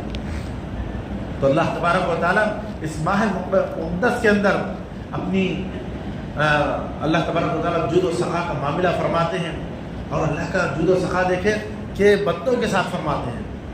کیا فرماتے ہیں بندوں کے ساتھ؟ معافی کا. کیا فرماتے ہیں؟ معافی کا معاملہ فرماتے ہیں، جہنم سے خلاصی کا معاملہ فرماتے ہیں. تو ہمارا بھی یہ معاملہ ہونا چاہیے کہ ہم اس کے اندر زکوٰۃ کے علاوہ ہم ہدیہ، تحائف اور صدقہ و خیرات کا معمول بنائیں. ہم دیکھیں کہ ہمارے رشتہ داروں کے اندر، ہمارے دوست احباب کے اندر، ہمارے ملنے جلنے والوں کے اندر کون ضرورت مند ہے، ہم ان کی ضرورتوں کو پورا کریں. ہم دوستوں کے ساتھ وفا کریں، ان کے ساتھ اچھا معاملہ کریں، اپنے گھر والوں کے ساتھ اچھا معاملہ کریں، اپنے والدین کے پاس پہنچے، ان کی ضرورتیں کیا ہے پوری کریں. اپنے رشتہ دار ہیں، قریبی ہے یا دور کے ہیں، ان کے پاس پہنچے، ان کو دیکھیں کہ اس ماہ مبارک کے اندر کن چیزوں کی ضرورت ہے، ان کے عید بیاہ کے لیے کیا معاملہ ہے، ہم وہ دیکھیں اور ان تک کچھ امانتیں پہنچائیں. زکوٰۃ کے علاوہ، زکوٰۃ تو دینا ہی ہے، اگر زکوٰۃ ہم اپنے رشتہ داروں تک پہنچائیں تو دوہرا ثواب ملتا ہے ہمیں. ایک تو زکوٰۃ ادا کرنے کا اور دوسرا خیر خواہی کا، صلہ رحمی کا، یہ بھی ہمیں ثواب ملتا ہے. ہم دوسری جگہ بھی دے سکتے ہیں، لیکن جب ہم اپنے رشتہ داروں کو دیں گے تو بڑی فضیلت کا معاملہ ہوگا. تو ہم دیکھیں کہ ہم ان معاملات میں دیکھیں کہ صحابہ اکرام رضی اللہ تعالیٰ علیہ مجمعین اور نبی رحمت صلی اللہ علیہ وسلم کا معاملہ جود و سخا میں، سخاوت میں، دینے میں بڑا ہی کھلا ہاتھ تھا. اور ماہ مبارک کے اندر دینے میں تو نبی رحمت صلی اللہ علیہ وسلم بڑا ہی دل کھول کر دیا کرتے تھے. تو ہم بھی اس ماہ مبارک کے اندر کچھ نہ کچھ دیتے رہے، کیونکہ اس ماہ مبارک کے اندر 1 کا 70 ملے گا، 1 کا 70 ملے گا. تو ہم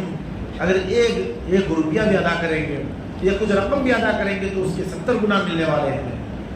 تو ہم اللہ کی رضا کے لیے، اللہ کی خوشنودی کے لیے خیر و خیرات کریں. ہم معلوم کریں کہ کون محتاج ہے. آج ہمیں یہ پتہ نہیں کہ ہمارے گھر کے بازو کیسے لوگ گزر رہے ہیں، ان کے گھروں میں کیسے فاقے چل رہے ہیں، ان کے گھروں میں کیا حالات ہیں، ہم اس سے واقف نہیں ہیں. لیکن یہ واقفیت ضروری ہے، جو کل قیامت کے دن پڑوسی کا بھی حق ہے. اللہ کے نبی صلی اللہ علیہ وسلم نے فرمایا، جبرائیل امین علیہ السلام پڑوسی کے بارے میں اتنے حقوق لائے کہ میں سمجھنے لگا کہیں میراث میں بھی اس کا حق نہ ہو جائے. یعنی اتنے حقوق پڑوسی کے تھے. لیکن آج ہم پڑوسی سے بیگانہ ہیں. ہم حالات معلوم کریں رشتہ داروں کے، پڑوسیوں کے، دوستوں کے. آج ہم دوستانہ تعلقات تو رکھتے ہیں لیکن حالات سے واقف نہیں رہتے. حالات سے بھی واقف ہوں، گھریلو معاملات سے بھی ہم واقفیت رکھیں. یہ بہت بڑی چیز ہے. ہمیں بہت ساری مثالیں ملتی ہیں ان چیزوں کے بارے میں. لیکن عزیز ساتھیوں، یہ رات بڑی ہی مقدس رات ہے.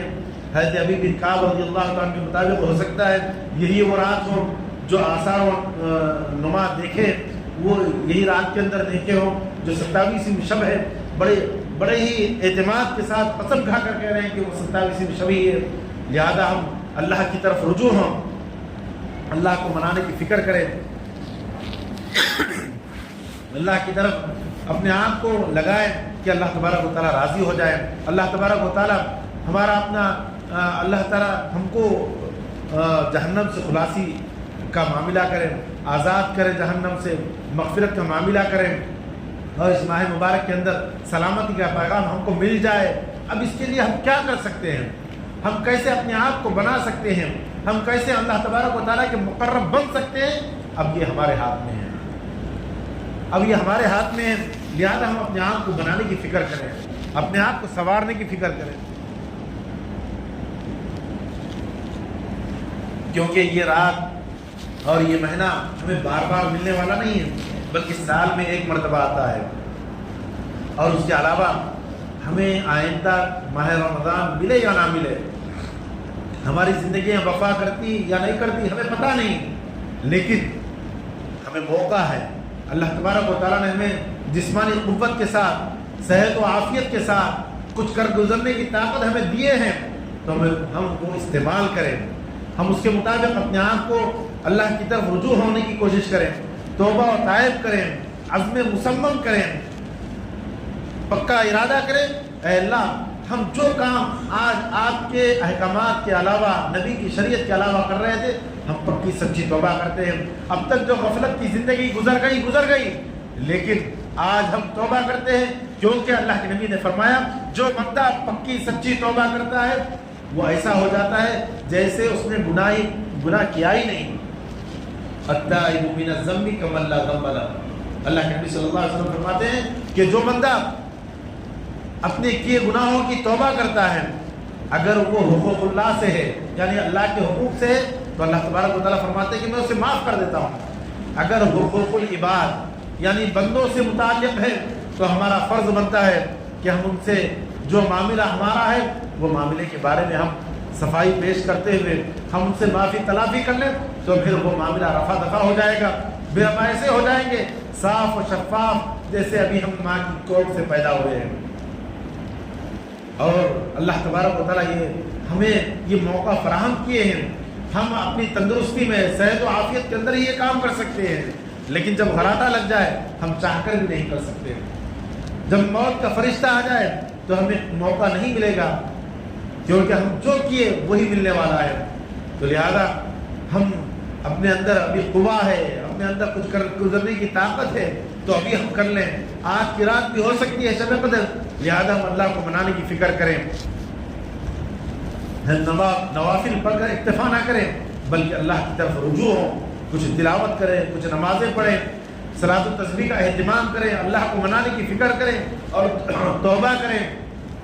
اور اللہ سے التجائیں کریں، اے اللہ ہمیں معاف فرما۔ اب تک غفلت کی زندگی گزر گئی، لیکن آئندہ ہم اپنے احکامات پر اور نبی کی شریعت پر ہمیں چلا لے، اور وہ توفیق عطا فرما کہ ہم آپ کی شریعت کے اوپر چلنے والے بن جائیں۔ تو عزیزان گرامی، ہم اس بات کا عزم مصمم کر کے اٹھے کہ ہم اللہ کو منا لیں گے، انشاءاللہ منا لیں گے نا۔ اور ایک بات یاد رکھیں کہ آج ملک کے حالات بڑے ہی پرخطر ہے، بڑے ہی خطرناک معاملات ہیں۔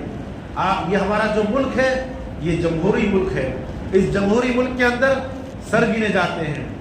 ووٹ گنے جاتے ہیں، لہذا آنے والے جو الیکشن ہیں بہت ہی پرخطر الیکشن ہیں۔ اس کے اندر یہ ہار اور جیت کا معاملہ نہیں ہے، بلکہ دین و اسلام کا بھی معاملہ ہے، شریعت کا بھی معاملہ ہے۔ لہذا ہم باشعور ہوں اس معاملے کے اندر کہ جو آنے والے الیکشن ہیں اس کے اندر ہم بالکل چستگی کے ساتھ، بڑے ہی فکر کے ساتھ ہم سیکولر ذہن کے لوگوں کو ہم اس ملک کے اندر حکومت بنانے کے اہل بنائیں، تاکہ ملک کے اندر امن و امان قائم رہے اور ہم اسلام کے اوپر، دین کے اوپر، شریعت کے اوپر ہم قائم رہیں۔ ہمارے مساجد، مدارس، دینی خانقاہیں اور مراکز یہ چلتے رہیں۔ اس کے لیے ہمیں ضروری ہے کہ ہم اس بات کی فکر کریں، کیونکہ یہ جمہوری ملک کے اندر سر گنے جاتے ہیں، لہذا ہم اس بات کی فکر کریں کہ ہم 100% ہم اس موقع پر ہم صحیح معنوں میں راہ حق اختیار کرتے ہوئے ہم ووٹ کا صحیح استعمال کریں گے اور اپنے متعلقین کو بھی اس کی فکر دلائیں گے، کیونکہ یہ موقع بڑا ہی نازک ہے۔ آج فلسطین کے اندر دیکھیں، ہمارے بے شمار بھائی اور بہنیں، ہمارے معصوم بچے شہید ہوتے جا رہے ہیں، اور وہاں پر یہودی مسلط ہوتے جا رہے ہیں، لیکن وہ اللہ کی رضا کے لیے، اللہ کی خوشنودی کے لیے وہ اپنی جانیں قربان کر رہے ہیں۔ اللہ تبارک و تعالیٰ ایک دن رنگ لائے گا، وہ لوگ وہاں فتح یاب ہوں گے، اور فلسطینی انشاءاللہ ان کا جھنڈا لہرائے گا اور پورے عالم کے اندر اسلام کا بول بالا ہوگا۔ لہذا ہم ان باتوں کی فکر کریں اور جو ہمارے بھائی وہاں پر لڑ رہے ہیں، شہید ہو رہے ہیں، ان کے لیے دعائیں کریں، ان کے لیے مغفرت کی دعائیں کریں۔ ان لوگ دیکھیں گزشتہ رمضان کیسے گزارے تھے اور یہ رمضان کیسے گزار رہے ہیں، نہ ان کا کھانے کا ٹھکانہ ہے نہ رہنے کا ٹھکانہ ہے، لیکن پھر بھی وہ لوگ روزے رہ رہے ہیں، تراویح پڑھ رہے ہیں، تلاوت کر رہے ہیں، اللہ کو یاد کر رہے ہیں، اللہ کی رضا کے لیے اپنی جانیں قربان کر رہے ہیں۔ ہمیں بھی وہ حوصلے ہمتیں کی توفیق دے کہ اے اللہ ہم کو بھی وہ حوصلے عطا فرمائے کہ جس سے ہم ایمان کے اوپر سلامت رہیں، دین کے اوپر سلامت رہیں، کیونکہ دین کی سلامتی یہ بہت بڑی چیز ہے۔ سب سے اہم چیز دین کا سلامت لے کر جانا دنیا سے، یہ بہت بڑی چیز ہے۔ اللہ تبارک و تعالی ہم سب کو ان باتوں پر عمل کرنے کی توفیق نصیب فرمائے، اور ہم سے یہ کہنے والے اور سننے والے سب محتاج ہیں، لہذا ہم سب کو اللہ تبارک و تعالی توفیق عمل عطا فرمائے اور اس مغفرت والے مہینے کے اندر ہم سب کی مغفرت فرمائے اور جہنم سے خلاصی فرمائے، جہنم سے آزادی فرمائے۔ اللہ تبارک و تعالی ہم سب کو عمل کی توفیق عطا فرمائے۔ الحمد لله رب العالمين، اللهم صل على سيدنا محمد عبدك ورسولك وصل على المؤمنين والمؤمنات والمسلمين والمسلمات، ربنا آتنا في الدنيا حسنة وفي الآخرة حسنة وقنا عذاب النار، رب اجعلني مقيم الصلاة ومن ذريتي ربنا وتقبل دعاء، ربنا هب لنا من أزواجنا وذرياتنا قرة أعين واجعلنا للمتقين إماما، حسبنا الله ونعم الوكيل، نعم المولى ونعم النصير، أني مغلوب فانتصر،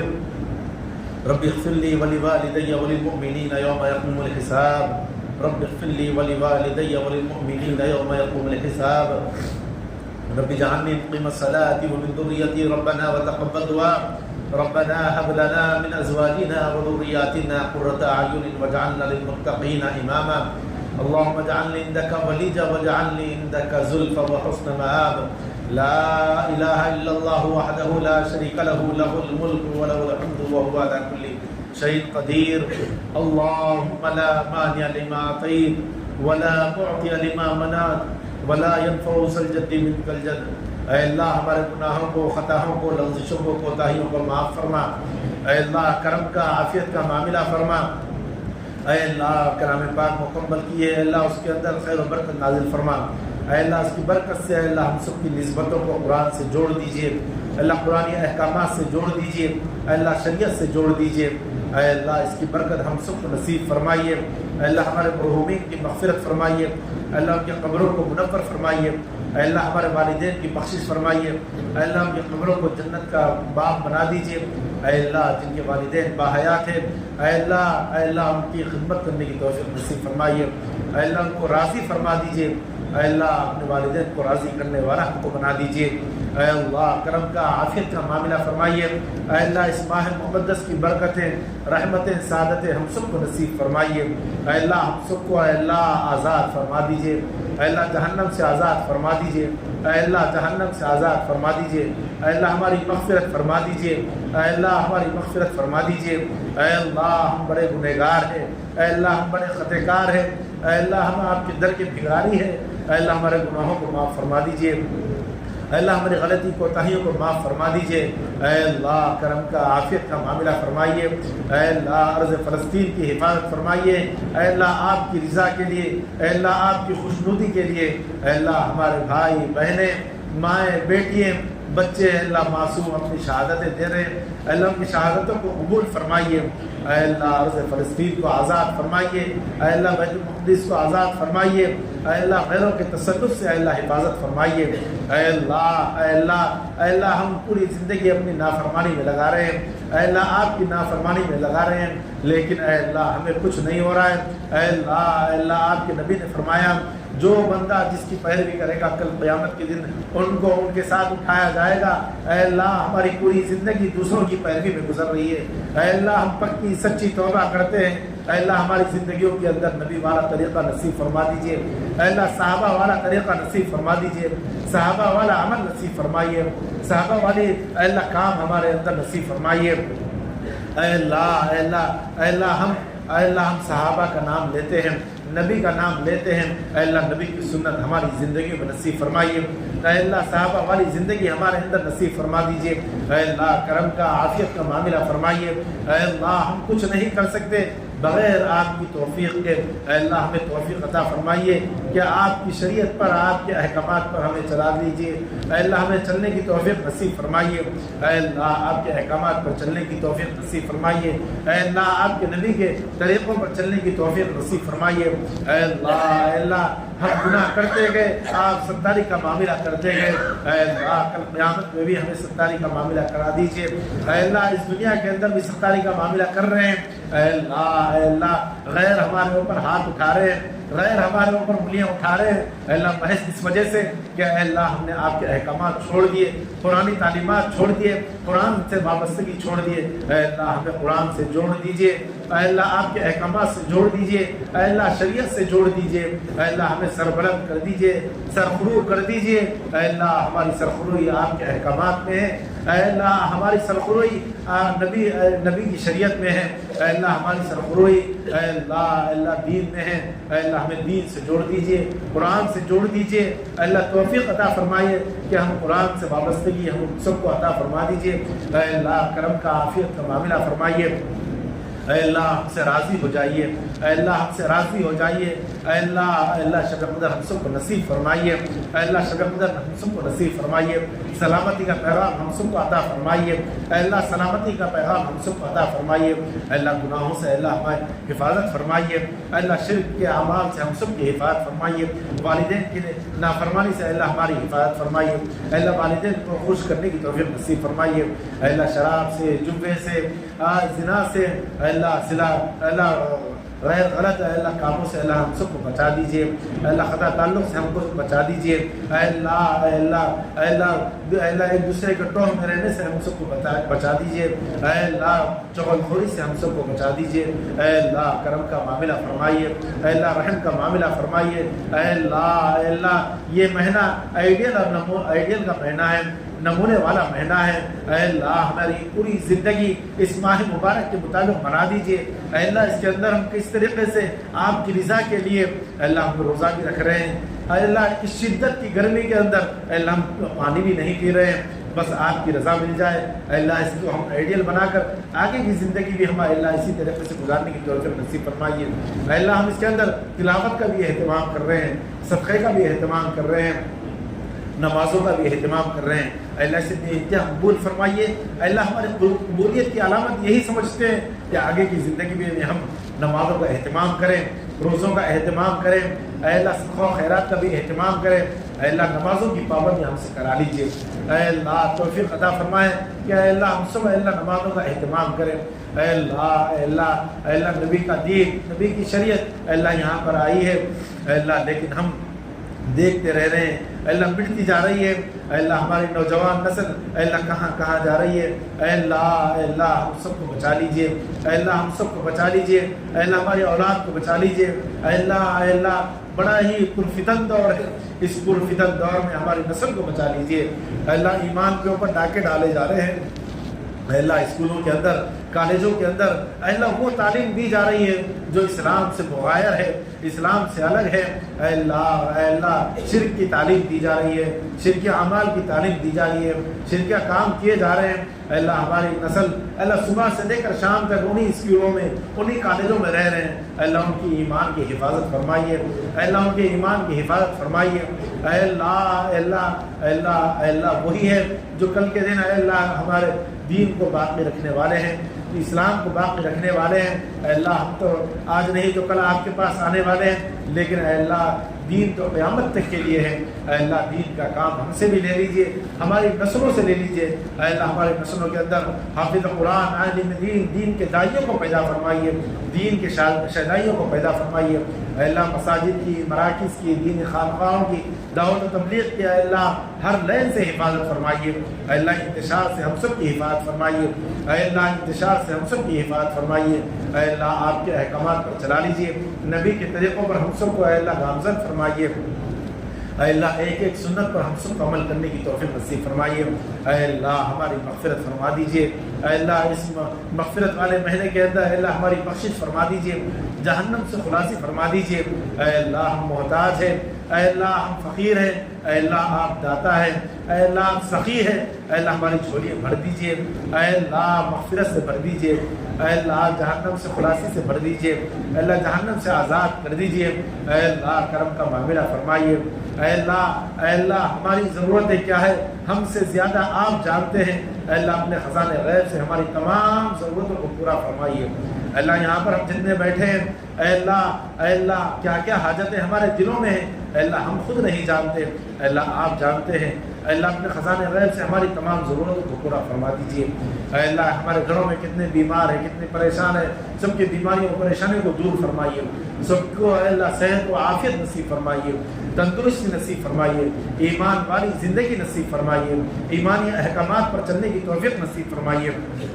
اے اللہ مرحومین کی بخشش فرمائیے، اے اللہ ہمارے والدین گزر چکے ہیں اے اللہ ان کی مغفرت فرمائیے، اے اللہ ہمارے رشتہ دار گزر چکے ہیں اے اللہ ان کی مغفرت فرمائیے، اے اللہ ہم کو بھی موت سے پہلے موت کی تیاری نصیب فرمائیے۔ اے اللہ نبی رحمت صلی اللہ علیہ وسلم نے کہا تھا کہ عقل مند اور ہوشیار وہ ہے جو موت سے پہلے موت کی تیاری کر لے۔ اے اللہ ہمیں بھی ہوشیار اور عقل مند بنا دیجیے کہ جو اللہ کے نبی نے کہا کہ موت سے پہلے موت کی تیاری کر لے۔ اے اللہ ہم سب کو موت سے پہلے موت کی تیاری کی توفیق نصیب فرمائیے۔ اور بیوقوف وہ شخص ہے جو نفسانی خواہشات پر چلے اور اللہ سے لو لگائے۔ اے اللہ آپ کی ستاری کا واسطہ، اے اللہ آپ کی غفاری کا واسطہ، آپ کی ستاری کی وجہ سے ہم جی رہے ہیں، اے اللہ سانس لے رہے ہیں۔ اے اللہ کل قیامت میں بھی اے اللہ اپنی ستاری کا معاملہ فرمائیے، کل قیامت کے دن بھی اپنی غفاری کا معاملہ فرمائیے۔ اے اللہ ہماری بخشش کا معاملہ فرما دیجیے۔ اے اللہ عالم کے اندر، دنیا کے اندر جو وبائیں پھیلی ہے ان تمام وباؤں سے ساری انسانیت کی حفاظت فرمائیے۔ اے اللہ ہماری بھی حفاظت فرمائیے، اے اللہ ہمارے گھر بار کی بھی حفاظت فرمائیے، اے اللہ ہمارے بیوی بچوں کی بھی حفاظت فرمائیے۔ اے اللہ ہم سب کو دین کے اوپر مر مٹنے کی توفیق نصیب فرمائیے، دینی احکامات پر چلنے کی توفیق نصیب فرمائیے، نمازوں کا اہتمام کرنے کی توفیق نصیب فرمائیے۔ اے اللہ قرآن سے وابستگی نصیب فرمائیے، اے اللہ قرآنی تعلیمات سے وابستگی نصیب فرمائیے۔ اے اللہ آئیڈیل اور نمونہ نبی رحمت صلی اللہ علیہ وسلم اور صحابہ کو بنانے کی توفیق نصیب فرمائیے۔ اے اللہ ہمارے لیے نمونہ صحابہ والی زندگی ہے، اوروں کی زندگی نہیں، لیکن آج ہم خوش ہو رہے ہیں اوروں کی زندگی کو اپنا کر۔ اے اللہ ہم توبہ کرتے ہیں، اے اللہ آپ کے سامنے عاجزی کرتے ہیں۔ اے اللہ ہم سب کو اللہ کے نبی کے طریقوں پر چلنا آسان فرما دیجیے۔ ہمارے لیے آئیڈیل اور نمونہ وہی ہے اللہ کے نبی کی زندگی، اللہ کے نبی کی شریعت۔ اے اللہ ہم سب کو صحیح معنوں میں سنت والی زندگی اپنانے کی توفیق نصیب فرمائیے۔ اے اللہ یہ عارضی دنیا سے ہم دل لگا کر اسی کے اندر خوش ہے، یہی سب کچھ سمجھ رہے ہیں۔ اے اللہ ہم کنویں کے مینڈک ہیں، اے اللہ ہم کنویں کے مینڈک ہیں، اے اللہ ہمیں باہر نکالیے، اے اللہ ہمیں باہر نکال کر اے اللہ آخرت والی زندگی کو سنوارنے والا بنا دیجیے۔ اے اللہ آخرت کی زندگی کو سنوارنے کی توفیق نصیب فرمائیے۔ اے اللہ آپ کی توفیق کے بغیر کچھ نہیں ہو سکتا۔ اے اللہ توفیق آپ کی شامل حال ہوگی تو ہمارے تمام مسائل حل ہو سکتے ہیں، اے اللہ ہماری تمام ضرورتیں پوری ہو سکتی ہے۔ اے اللہ ہماری مغفرت فرما دیجیے، اے اللہ رحم کا معاملہ فرمائیے، اے اللہ کرم کا معاملہ فرمائیے۔ اے اللہ تمام جہانوں کے اندر اے اللہ نبی کا بول بالا ہے، اے اللہ اسی طریقے سے ہمارا بھی امتی ہونے کے واسطے بول بالا ہے، لیکن اے اللہ ہمیں رسوا مت کیجیے، اے اللہ ہمیں رسوا مت کیجیے، اے اللہ ہمیں اللہ کے نبی کی آنکھوں کا ٹھنڈک کا ذریعہ بنائیے، اے اللہ ہمیں شریعت کا پابند بنا لیجیے۔ اے اللہ ہماری ضرورتیں کیا ہے، اے اللہ ہم اپنی ضرورتوں کو مانگتے ہیں، اے اللہ ہماری ضرورتوں کو پورا فرمائیے۔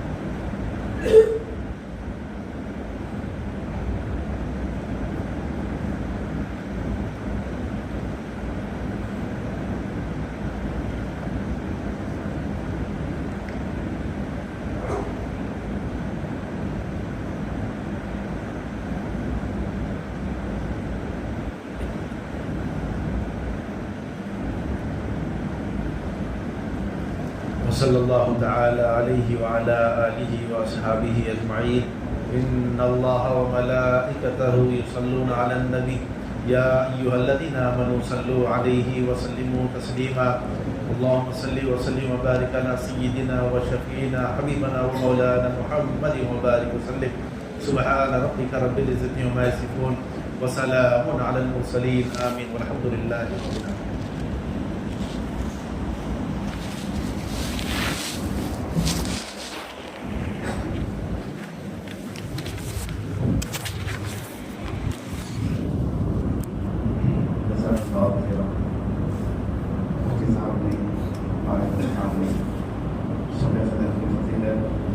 اور سخاوت کی فضیلت کے متعلق تحقیق کے ساتھ بیان